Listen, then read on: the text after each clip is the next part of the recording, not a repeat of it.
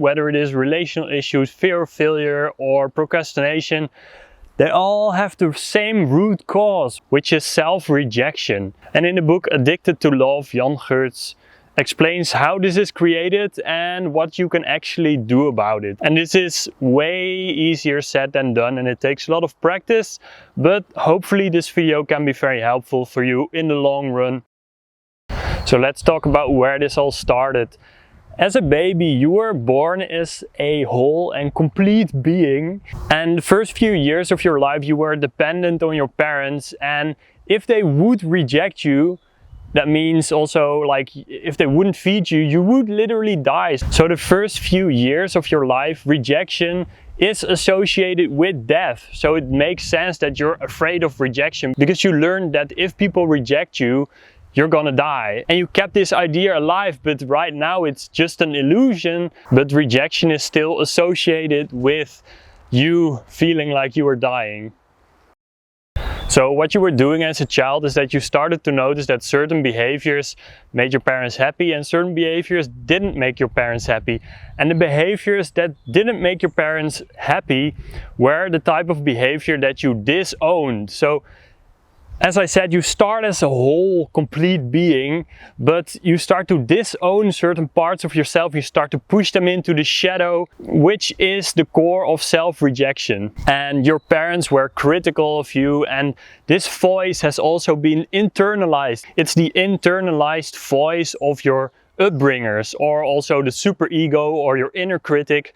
It's all the things that you tell yourself that you have to do in order to be a good person. And of course, criticism can be a good thing, but in order for you to feel whole again, so you disowned a certain, whoop, there's a big bug falling on my hand.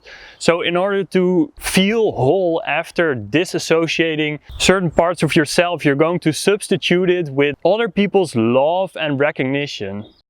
And what this is doing is it's going to make you addicted to love, hence the name of the book, Addicted to Love. It gives you a superficial self-image that you constantly need to feed. It all comes down to having other people make you feel like you exist. And this is all this superficial self-image that you have created based on the love and recognition that you get from other people. And deep down inside you feel unworthy, but you've become really good at covering all of this up with an image. The author of the book, Jan Geurtz, calls this the "I'm doing great" show.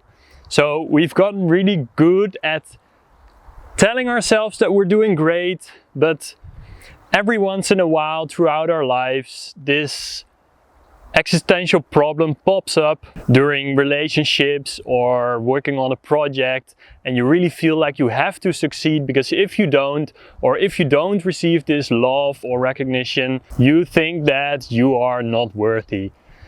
And the take-home message of this book is that self-love doesn't mean that you will always be feeling good about yourself. It is just recognizing that you are worthy when you're doing bad and when you're doing good, because both of those sides, your bad sides and your good sides, are both part of you. This is when you are slowly becoming whole again. And again, I know it's easier said than done. I would like to end the video with the author explaining what nirvana and samsara mean, because samsara is looking outward and losing yourself in all the projections of the world. And nirvana is closing your eyes and realizing your true nature. So that is looking inside, recognizing all these parts of yourself that you have disowned and seeing them for what they are. Instead of samsara, looking outside and losing yourself in all the relationships that you are having with everything around you that you are labeling as good and bad. Like this fly on my wrist. And I know that what I've said in this video isn't your average school class, but maybe in a few years you might be reminded about this self-rejection as the root cause of almost every problem that you're experiencing, and you might dive deeper into this. So I wish you good luck, and I will see you in the next video.